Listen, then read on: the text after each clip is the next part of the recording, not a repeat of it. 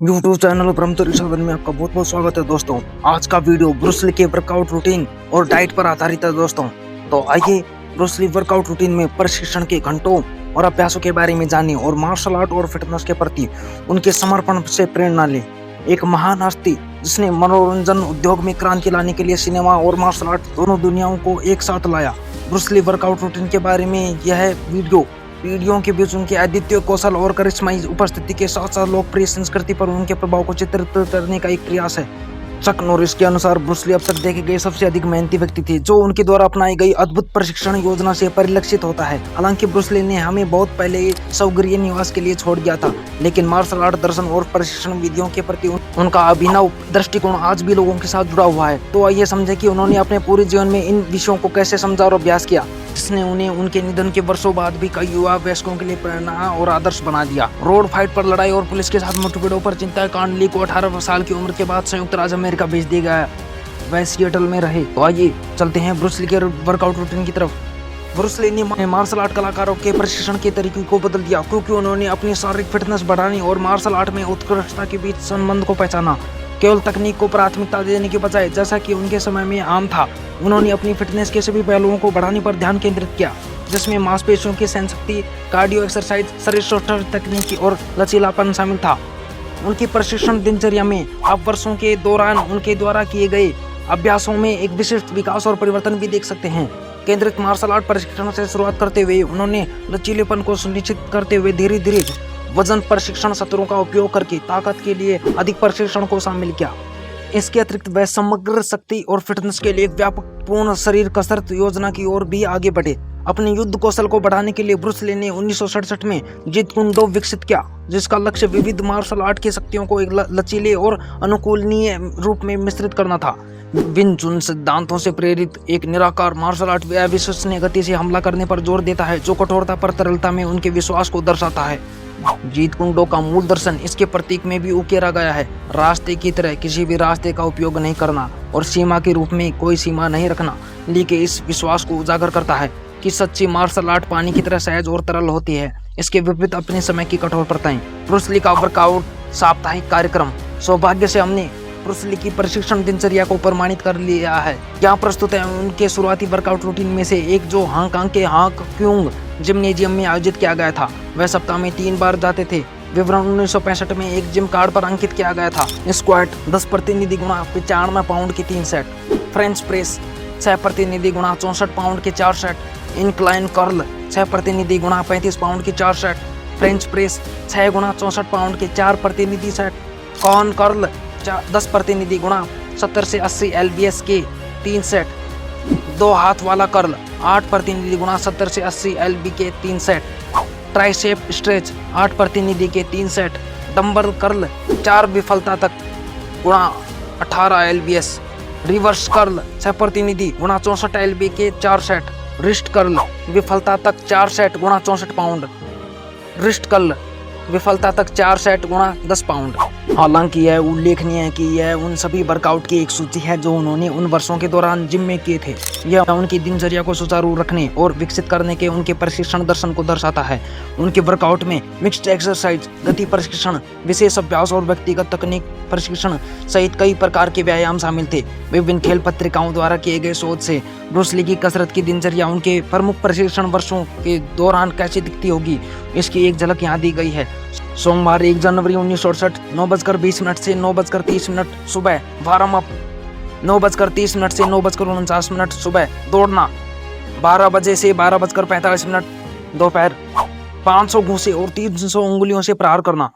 शाम को 3 बजे से 3:55 लेग स्क्वैट्स, पुल्ली स्ट्रेच और स्टैंडिंग लेग स्ट्रेच और हुक किक में संलग्न होना। शाम को 7:30 बजे से 7:50 100 फिंगर जैब और 200 पंच का प्रदर्शन। शाम को रात को 9 बजे से 9:30 सिटअप्स के 4 सेट, साइड बैंड्स के 4 सेट और लेग राइज के 4 सेट करना। मंगलवार 2 जनवरी 1968 9:20 से 9:30 वार्म अप। सुबह 9:30 से 9:49 दौड़ना। दोपहर 12 बजे से 12:45 500 घूंसे और 400 उंगलियों से प्रहार करना।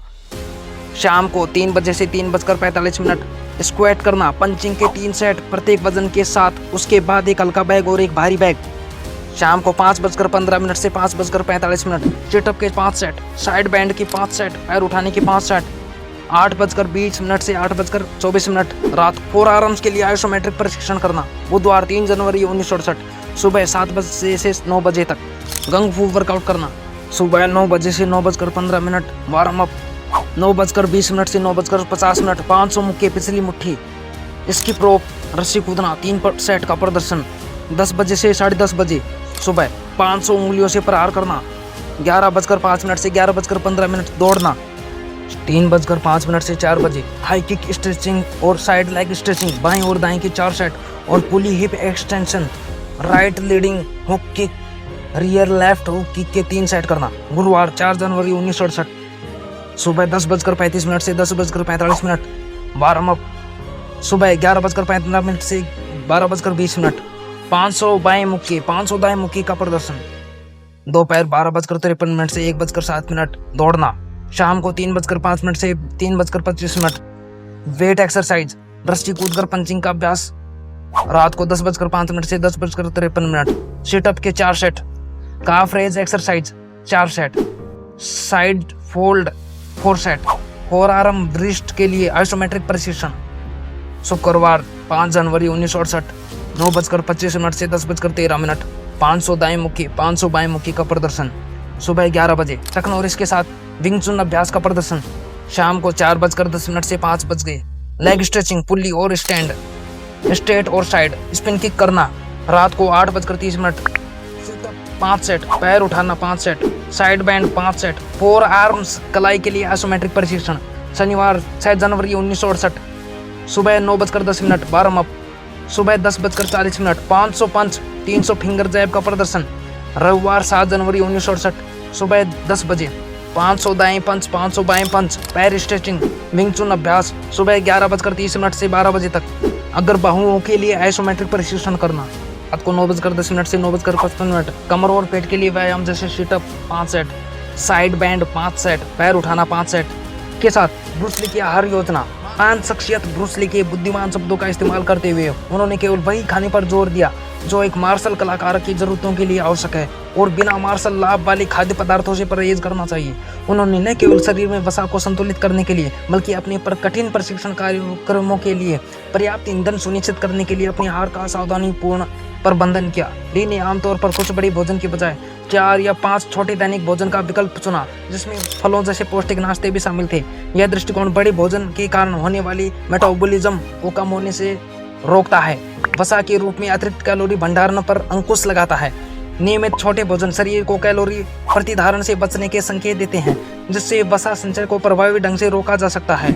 वह परिष्कृत कार्बोहाइड्रेट जैसे पके हुए खाद्य पदार्थ, सफेद चावल, नाश्ते के अनाज आदि से पूरी तरह से दूर रहे, क्योंकि उन्होंने उन्हें खाली कैलोरी कहा, जिसका अर्थ है ऐसे खाद्य पदार्थ जो कैलोरी में उच्च हैं लेकिन लंबे समय तक ऊर्जा प्रदान नहीं करते हैं। ब्रूस ली को चीनी व्यंजनों का शौक था, विशेष रूप से सेब की चटनी का आनंद लेते थे। उन्होंने अपने प्रशिक्षण के दौरान उनके पोषण मूल्य के लिए ऑर्गन मीट को भी शामिल किया था।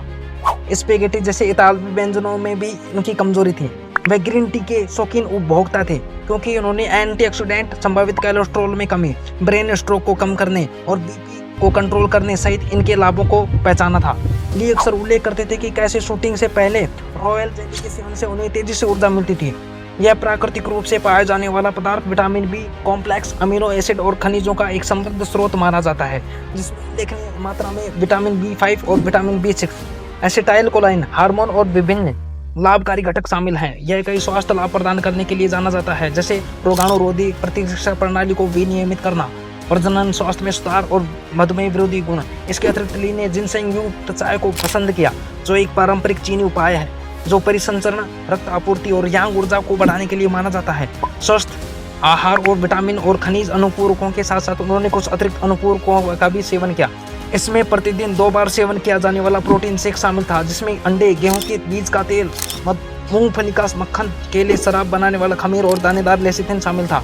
निष्कर्ष रूप में ब्रूस ली की दिनचर्या और आहार व्यवस्था की विरासत दुनिया भर के लोगों को प्रेरित करती रहती है। लगातार बदलने, विकसित होने और अपनी क्षमताओं की सीमाओं को आगे बढ़ाने के प्रति उनके समर्पण ने उनकी यात्रा को वास्तव में प्रतिष्ठित बना दिया।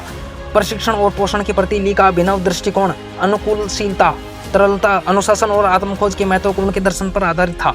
जो आज के दिन और उम्र में भी प्रासंगिक है। ब्रूस ली की मानसिक और शारीरिक क्षमता उल्लेखनीय मिश्रण पीढ़ियों को पार करता है, जो हम सभी की उस क्षमता को याद दिलाता है और हम में से प्रत्येक के भीतर वह क्षमता मौजूद है। इस डाइट प्लान और फिटनेस ट्रेनिंग के साथ साथ Bruce Lee celebrity's life style follow करते थे और इसी वजह से वो एक सुपर ह्यूमन बन सके। दोस्तों, वीडियो अच्छा लगा हो तो लाइक, शेयर और कमेंट जरूर करें। कमेंट तो आप करते ही नहीं, कमेंट और जरूर करें दोस्तों। चैनल को सब्सक्राइब करें दोस्तों। मिलते हैं नेक्स्ट वीडियो में। थैंक्स फॉर वॉचिंग दोस्तों।